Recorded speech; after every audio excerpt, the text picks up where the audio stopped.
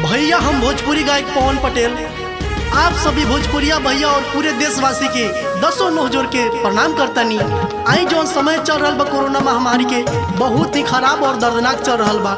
इनमें सभी नेता अपना काम में व्यस्त बा, केहू के ध्यान पर नहीं जात और यही चीज पर आधारित हम एगो गाना गवातनी। आप सभी के जरूर प्यार आशीर्वाद दे। लौके ना कोरोना महामारी सारा नेता राजनीति करता।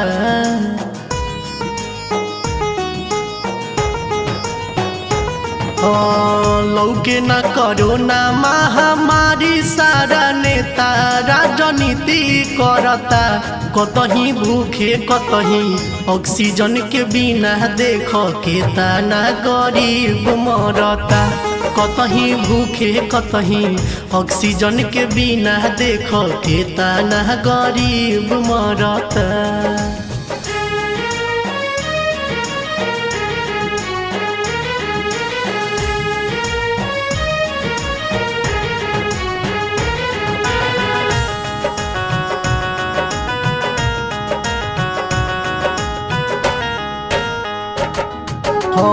बंद बादे हाथ औरी बंद बाटे टाउन। होखे ना व्यवस्था खाली लागे लॉकडाउन।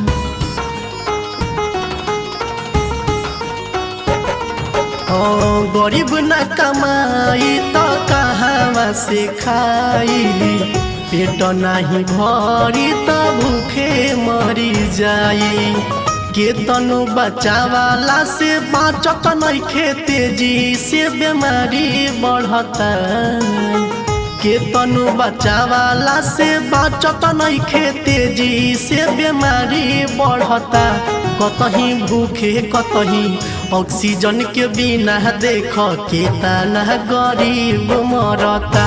कतही भूखे कतही ऑक्सीजन के बिना देख के तना गरीब मरता।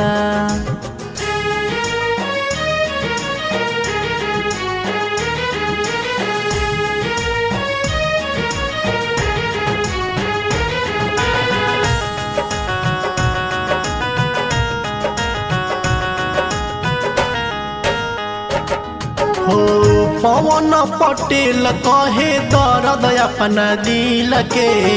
केहू से दुख नहीं बाटे केहू मिल के।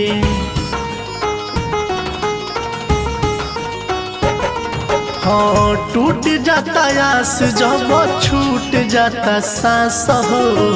केहू के केहू नहीं सटता वे पास हो। लालू गौतम मयूरी बिकी कहे यही से मोहन डरता। लालू गौतम मयूरी रवि कहे यही से मोहन डरता। कतही भूखे कतही ऑक्सीजन के बिना देख के तना गरीब मरता। कतही भूखे कतही ऑक्सीजन के बिना देख के तना गरीब मरते। भगवान पिक्की डिजिटल रिकॉर्डिंग स्टूडियो जयसीपुर।